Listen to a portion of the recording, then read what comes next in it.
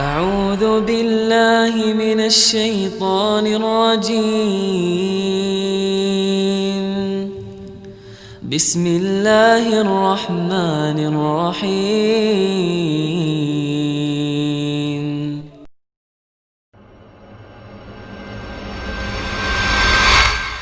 Berapa banyak orang yang sakit? Ada seorang wanita yang datang dari Jerman divonis oleh dokter kanker payudara. Semoga Allah selamatkan ibu-ibu dari situ. Itu divonis oleh dokter, ini sudah nggak bisa, sudah sangat ganas, dan ini menurut medis kalau tidak salah itu kisahnya tinggal 2 minggu umurnya. Maka dia bilang sama suaminya, muslimah kebetulan dan muslim suaminya, tapi tinggal di Jerman. Dia bilang, saya ingin menghabiskan umur saya di Mekah aja. Ini sudah jelas dokter vonis 2 minggu, saya mau pergi ke sana.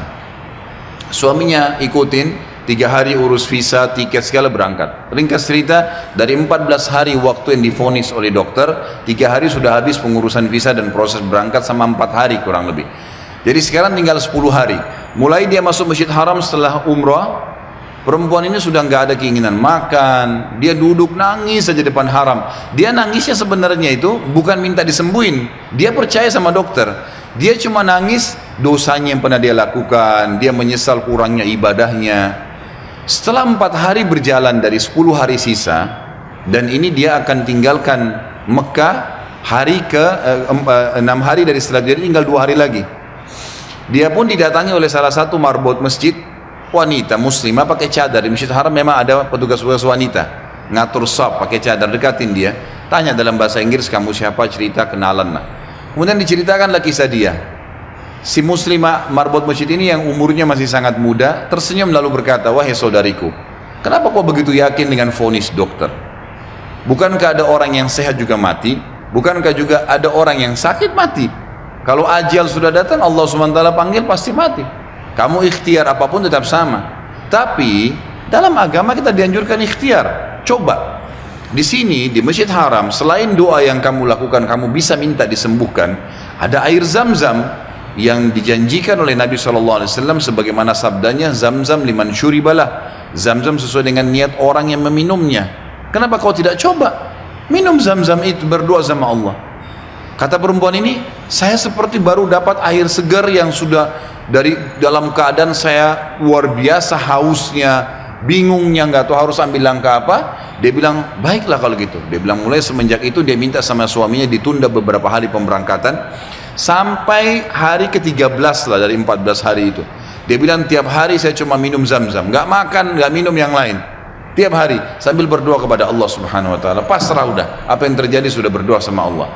Hari ke-13 dari 14 hari itu dia pulang ke Jerman. Dari bandara langsung ke tempat dokter, telepon dokternya, dokternya sudah siapin ruangan ICU, mau dicek segala macam dan seterusnya. Begitu tiba di sana, dicek, difoto, dokternya kaget. Hilang semua, kanker itu hilang total, nggak ada sama sekali. Lalu kemudian dokternya didudukin dia sama suaminya, dia tanya, Anda ini selama 2 minggu kemana saja? Orang ini Nasrani, Katolik dokternya. Dan kebetulan dokter ini sudah lama mau masuk Islam. Hikmah-hikmah yang luar biasa terjadi. Maka dia mengatakan, dari mana Anda selama 2 minggu, berobat ke siapa, dokter siapa, obat apa yang diminum?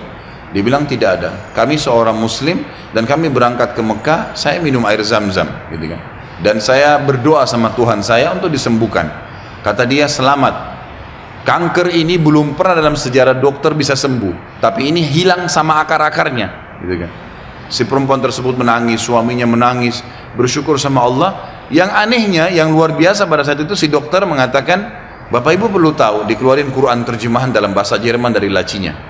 Dia bilang, saya sudah pelajari Islam 10 tahun. Saya ingin mencari sesuatu yang menyentuh hati saya supaya saya mau ngandut Islam. Tapi belum ada sesuatu yang berat. Tapi kejadian ini karena bidangnya dia tahu, dia spesialis kanker payudara. Dia mengatakan ini ya sudah cukup membuat saya syahadat. Maka dia syahadat lagi. Maka kita bisa lihat bagaimana keyakinan yang sedang kita bahas ini bukan main-main. Ini cuma contoh sebagian kecil ya. Terlalu banyak contoh yang seperti ini, terlalu banyak keajaiban-keajaiban yang luar biasa. Mudah-mudahan pada saat terlintas kisah apa saya akan sebutkan nanti. Tapi seperti itulah ya yang bagian kecil daripada rububiyah yang sedang kita bahas. أعوذ بالله من الشيطان الرجيم بسم الله الرحمن الرحيم